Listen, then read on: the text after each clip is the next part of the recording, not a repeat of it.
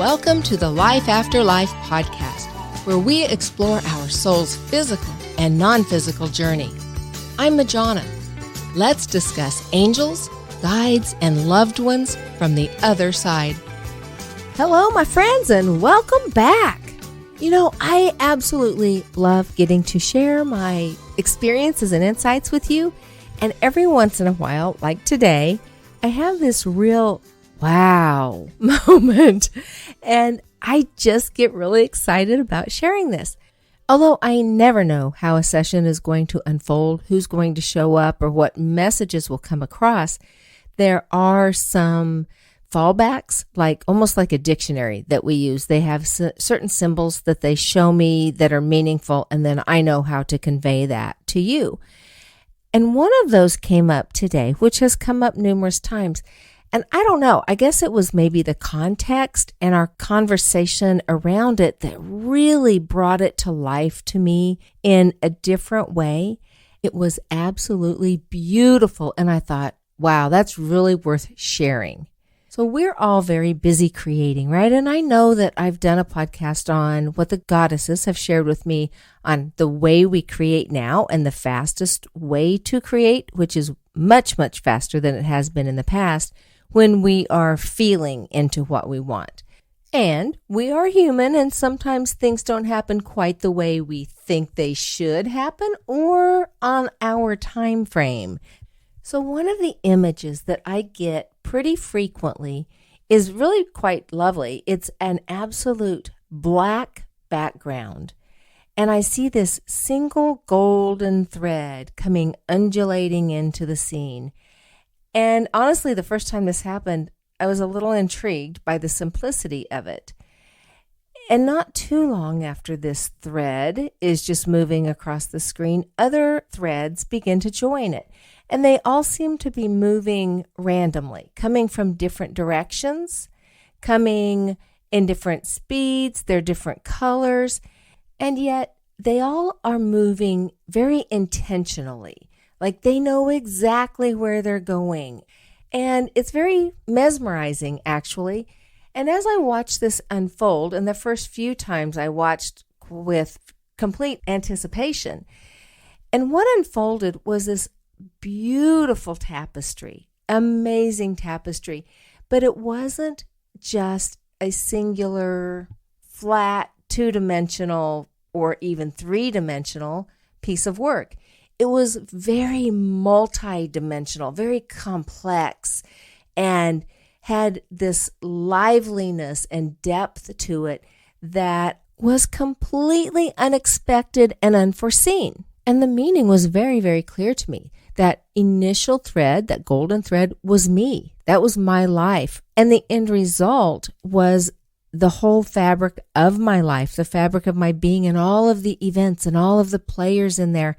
And everybody contributed to this unbelievably beautiful piece of artwork. And how very important each and every single one of us, we are all essential threads in that tapestry. Each one of us is this beautiful, sparkly thread, all of our own. We put our own personality and our own twist into each other's tapestry, and we just don't even recognize it. In our human form, we don't even recognize our own greatness and the contribution that we're making in our own lives and the lives of other people, because we perceive time and the events in time as being linear. But what they showed me was anything but linear. It was multidimensional, and it transcended time and space, and absolutely beautiful. So what that led me to thinking about a little bit more is how our higher selves select our experiences or, lessons for each lifetime. And we don't know what those are so much coming in. And actually we have multiple. It's not like we only have one big thing to contribute in our life. And we often get so caught up wondering what our lessons are, and we perceive those as having to be hard, and sometimes growth opportunities are very difficult. But we aren't thrown down here blind. Our higher selves and the infinite love and wisdom of the universe really equips us quite well. when we come into this lifetime, we are given gifts. Unfortunately, we don't always recognize those. And I think I talked about this in another podcast as well, using sort of a metaphor of a hammer. Like if you were born with a hammer attached to your hip and it's just always there, so you don't think much of it, but you go through life hitting your head on these things that are sticking out, and you're trying to push them into walls, into boards, into whatever, and get them out of your way. You might even find yourself looking for tools to use to pound them into something to make them flush out of your way. You might even find a rock and pick it up and start hitting it, the object with that rock, to make it go away. Or your shoe you can take off, and eventually it's like, wait, I'm going to try this thing right here that I've always had. And what do you know? It turns out to be the absolute perfect tool to hammer that nail or protruding object out of your way so you stop injuring yourself. We are given things, but we just don't recognize them because they're right there with us all the time. And we each are given our own special tools to help deal with things. I think one of the tools that we're all given is the tool and the power of discernment. And that has really, really been on my mind here lately. And I thought, you know what? What is discernment really? Okay.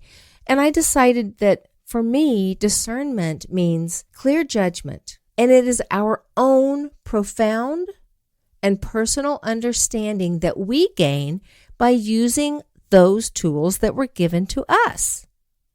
It's our ability to consider our choices, consider our power of choice, because those opportunities for growth and lessons that we determined before we took this human form, well, we're going to get those. We're going to get as many opportunities to grow through those as we need.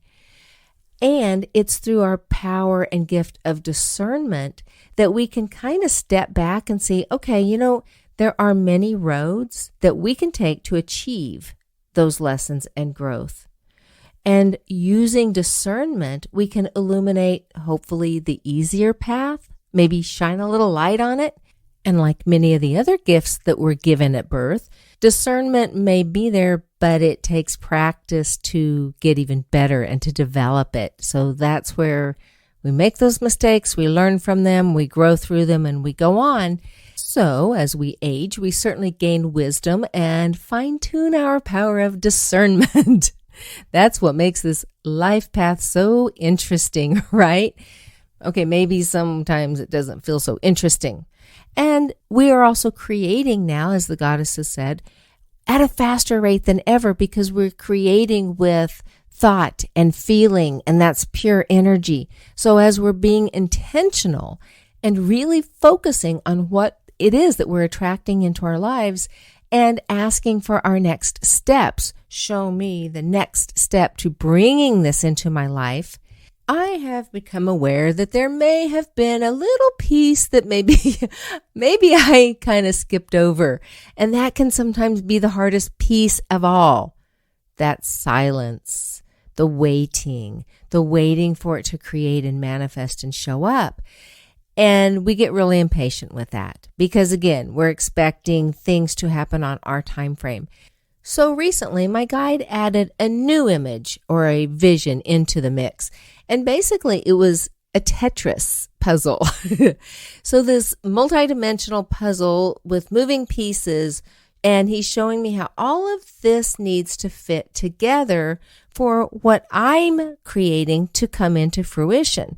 And that really, really made sense to me. It put it in a different light because my prayer and affirmation is always, when I think I know what I want, I request this or something better, because I'm very, very aware that I have very limited human vision and the universe sees many more wonderful opportunities and solutions than I can.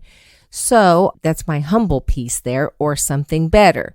So for that to happen, there are pieces that have to move into place, and I might have to chill out while things are unfolding and aligning for my highest and best good that I'm not even aware of.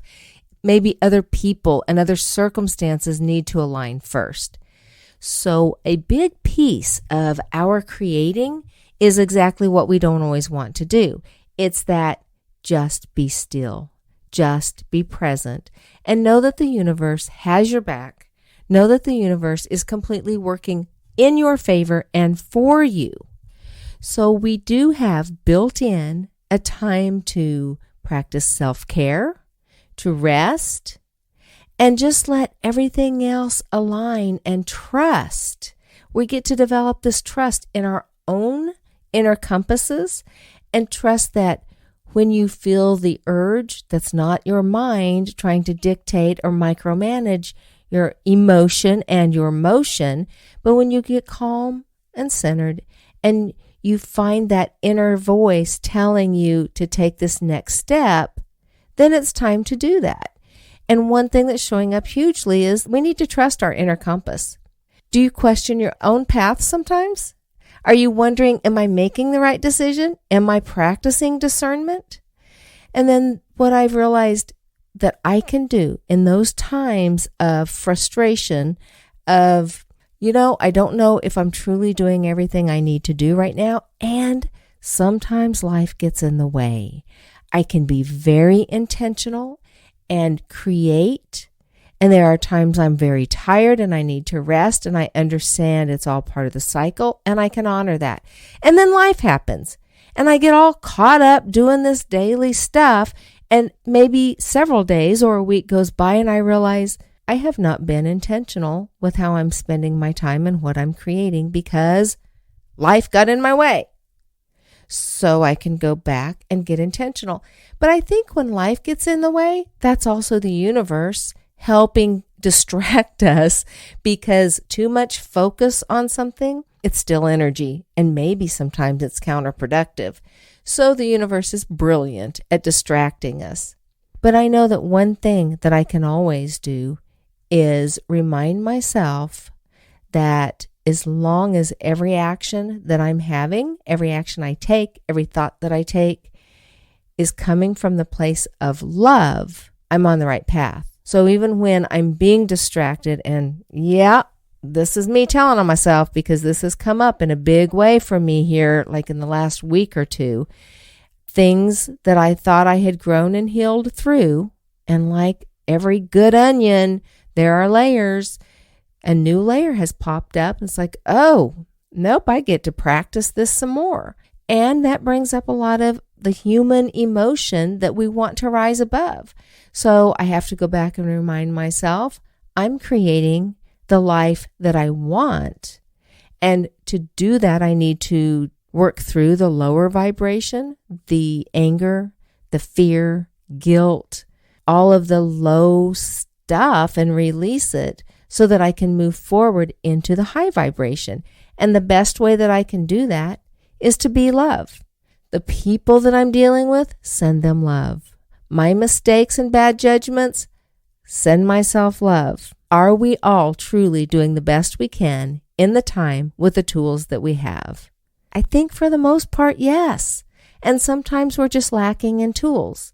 Then we get those tools, or we identify them, even if it's that hammer hanging on your hip. We finally identify it, and then we have more tools in our tool belt, and we can make better choices. And all the time, our undulating thread that we are is adding sparkle and color and vitality to the fabric of our lives and the fabric of other lives, so that our essential piece is contributing to the beauty of the masterpiece.